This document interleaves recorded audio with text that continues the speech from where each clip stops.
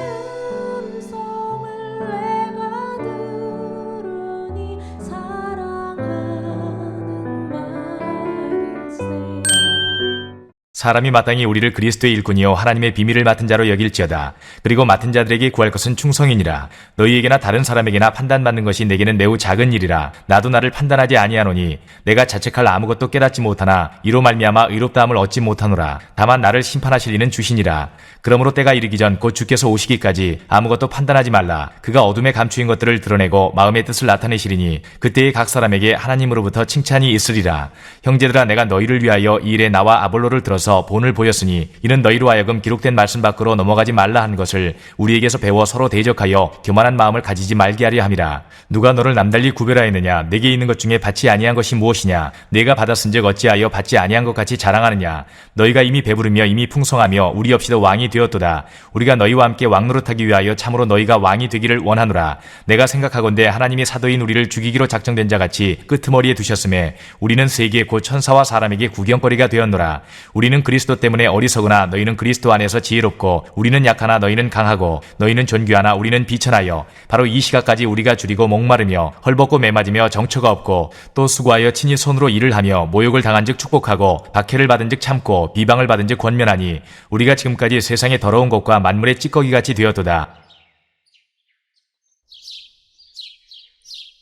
안녕하세요. 키드 나누는 목사 안상열입니다. 오늘도 주님 은혜 안에서 좋은 하루입니다. 오늘은 고린도전서 4장 1절에서 13절을 통해서 그리스도의 일꾼은 이라는 제목으로 은혜를 나누겠습니다. 고린도 교회는 교회 지도자들을 중심으로 분파가 나뉘며 분쟁이 있었습니다.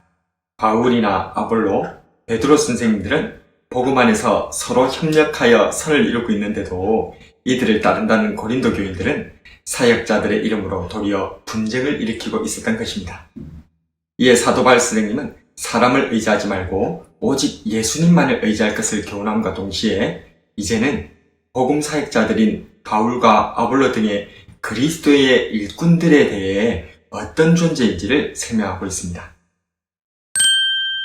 그렇다면 그리스도의 일꾼은 어떤 사람일까요? 첫 번째로 충성의 사람입니다. 그리스도의 일꾼은 하나님의 비밀을 맡은 사람입니다. 이 비밀은 예수님으로 말미암아 모든 믿는 자들이 구원을 받게 되는 복음입니다. 그리고 이 복음을 맡은 그리스도의 일꾼은 충성하는 사람들이죠. 2절에 그리고 맡은 자들에게 구할 것은 충성이니라. 여기서 충성이란 단어는 신실하다, 믿음직스럽다는 뜻입니다. 그리스도의 일꾼은 하나님께서 믿어주시는 일꾼입니다.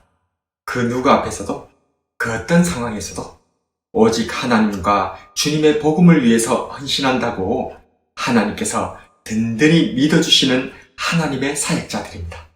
그렇기 때문에 그리스도의 일꾼은 더더욱더 이렇게 믿어주시는 하나님을 향해 변함없는 믿음의 태도를 가지는 일꾼입니다.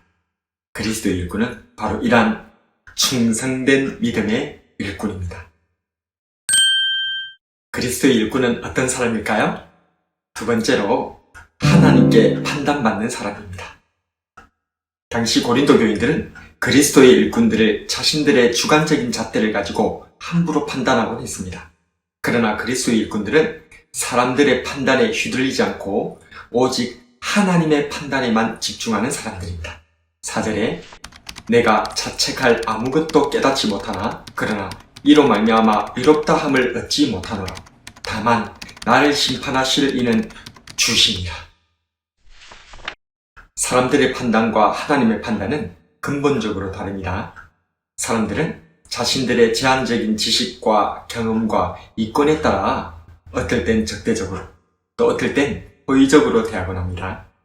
그러나 하나님의 판단은 어둠에 감추인 것들을 드러내고 마음의 뜻을 나타내십니다.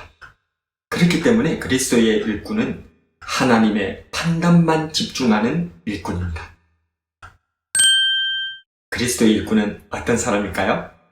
마지막으로 낮은 데로 임하는 사람입니다.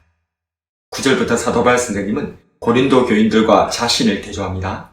고린도 교인들은 하나같이 지혜롭고 강하고 존귀하다고 합니다. 그런데 자신과 그 동료들은 어리석고 약하고 비천하다고 합니다. 심지어 비방받는 세상의 더러운 것과 만물의 찌꺼기같이 되었다고 말합니다. 13절에 비방을 받은 즉 권면하니 우리가 지금까지 세상의 더러운 것과 만물의 찌꺼기같이 되었도다. 이 모습은 어디서 본 듯합니다. 그렇습니다. 바로 우리 구주 예수님이십니다.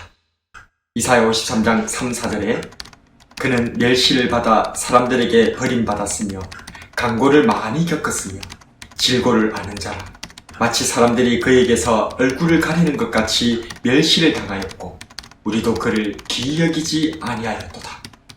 그는 실로 우리의 질고를 지고 우리의 슬픔을 당하였거늘 우리는 생각하기를 그는 징벌을 받아 하나님께 맞으며 고난을 당한다 하였노라.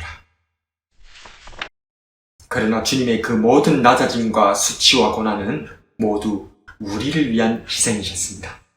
이사야 53장 5절에 그가 찔림은 우리의 허물 때문이요 그가 상함은 우리의 죄악 때문이라. 그가 징계를 받음으로 우리는 평화를 누리고 그가 채찍에 맞음으로 우리는 나음을 받았도다.